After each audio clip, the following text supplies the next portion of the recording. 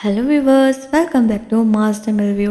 நம்ம ஷிப்பெல்லாம் பார்க்குறப்ப அதை பார்த்து ரொம்ப பெருசாக இருக்குது, அழகாக இருக்குன்னு சொல்லி அதோட பியூட்டியை அட்மையர் பண்ணுவோம். ஆனால் அவங்க மைண்டில் இந்த டவுட் வந்துருக்கா, இந்த ஷிப்பெல்லாம் லாஸ்ட்டுக்கு எங்கே தான் போகும்? அதாவது ஒரு ஷிப் ரொம்ப வருஷம் யூஸ் பண்ணதுக்கு அப்புறமா, பழசானதுக்கு அப்புறமா, டேமேஜ் ஆனதுக்கு அப்புறமா, இல்லைனா துருப்பிடிச்சதுக்கு அப்புறமா அதை என்ன தான் பண்ணுவாங்க? அதை அப்படியே வீசிடுவாங்களா? அது எப்படி பாசிபிளாக இருக்கும்? அது எல்லாத்துக்கும் ஆன்சர் தான் இந்த வீடியோவில் நான் சொல்ல போகிறேன். ஷிப் கிரேவ்யார்ட்ஸ், எஸ், இது ஒரு ரியலான பிளேஸ். இந்த மாதிரி thousands ஆஃப் ஷிப் ஃபைனலாக போகிற ஒரு டெத் பிளேஸ் தான் இது. இதை பற்றி தான் நாம் இன்றைக்கி இந்த வீடியோவில் பார்க்க போகிறோம். ஸோ வாங்க வீடியோக்குள்ளே போகலாம். ஸோ பேசிக்கலி பார்த்தீங்கன்னா ஒவ்வொரு ஷிப்புக்குமே ஒரு லைஃப் டைம் இருக்கும். மோஸ்ட்லி 25 to 30 வருஷங்களுக்கு அப்புறமா அந்த ஷிப்போட லைஃப் டைம் முடிஞ்சிடும். அதுக்கப்புறமா அந்த ஷிப் பழசாகிடும். Salt water, heavy storm, daily ஓஷனோட ட்ராவல் பண்ணுறதால இந்த ஷிப்ஸ் எல்லாம் கொஞ்சம் கொஞ்சமாக டேமேஜ் ஆக ஸ்டார்ட் ஆகும். அதுக்கப்புறமா இதோட மெயின்டெனன்ஸ் பண்ணுறது ரொம்பவே செலவாக இருக்கும். ஸோ ஓனர்ஸ் என்ன டிசைட் பண்ணுவாங்கன்னா, இது வேஸ்ட் ஆகுது, ஸோ செல் பண்ணிடலாம்னு சொல்லி அவங்க முடிவு எடுப்பாங்க. ஸோ இப்போ என்ன நடக்குன்னா, அந்த ஷிப் இனிமேல் ட்ராவல் பண்ண வைக்க மாட்டாங்க, அதை கிரேவ்யார்டுக்கு அனுப்புவாங்க. இங்கே என்ன நடக்குன்னா, ஷிப்பை கட் பண்ணி அதோட பார்ட்ஸை எடுத்து யூஸ்ஃபுல்லான மெட்டீரியல்ஸை ரீசைக்கிள் பண்ணுவாங்க. அதுக்கப்புறமா அந்த ஷிப்போட லாஸ்ட் ஜேர்னி, அதோட லைஃப் முடியுது. ஸோ இந்த ஷிப்ஸ் எல்லாம் அதோட லைஃப் டைம் முடிஞ்சதுக்கப்புறமா எங்கே போகுது? இந்த உலகத்திலே 3 ரியல் லைஃப் ஷிப் கிரேவ்யார்ட்ஸை பற்றி நான் சொல்ல போகிறேன். முதலாவது நம்ம பார்க்க போகிற இடம் இந்தியாவில் இருக்குது. இந்தியாவில் குஜராத் ஸ்டேட்டில் கடல் பக்கத்தில் அலாங்னு சொல்லக்கூடிய ஒரு பிளேஸ் இருக்குது. அந்த அலாங்கில் தான் இந்த உலகத்திலே மிகப்பெரிய ஷிப் கிரேவ்யார்ட்னு சொல்லப்படுது. அதாவது உலகத்திலே எத்தனையோ பெரிய ships, oil tankers, cargo ships, cruise ships, இது எல்லாமே லாஸ்ட்டாக இங்கே தான் வந்து கட் பண்ணி டிஸ்மெண்டல் பண்ணுறாங்க. ஒவ்வொரு வருஷமே 150க்கும் மேற்பட்ட பெரிய ஷிப்ஸ் எல்லாம் இங்கே வந்து தான் டிஸ்மெண்டல் பண்ணப்படுது. இப்போ இங்கே ஜஸ்ட் ஸ்டீல் மட்டும் இல்லை, ஷிப்குள்ளே இருக்கிற chairs, fans, doors, table, wood, panels, இது எல்லாமே ரிமூவ் பண்ணி ரீசைக்கிள் பண்ணுறாங்க.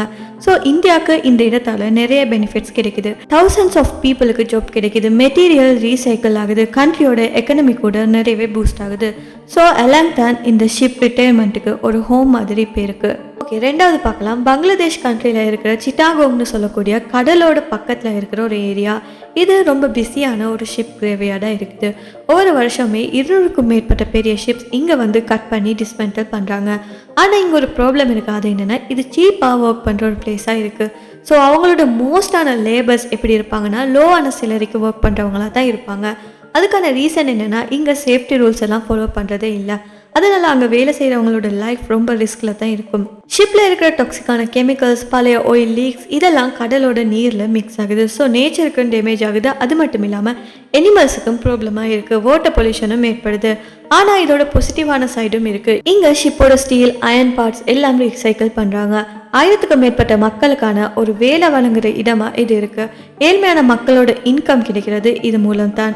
ஸோ சிட்டாங்கோங்கில் இருக்கிற இந்த ஷிப் கிரேவ்யார்ட் சேஃப்டி கம்மியாக இருந்தாலுமே ரொம்ப வேலை அதிகமான ஒரு இடமா இருக்குது. ஓகே, நாம் இப்போ 3வது ஷிப் கிரேவ்யார்டை பற்றி பேசலாம். இது ரொம்ப டிஃப்ரெண்ட்டான ஸ்கேரியான ஃபீலை கொடுக்கக்கூடியதாக இருக்கும்.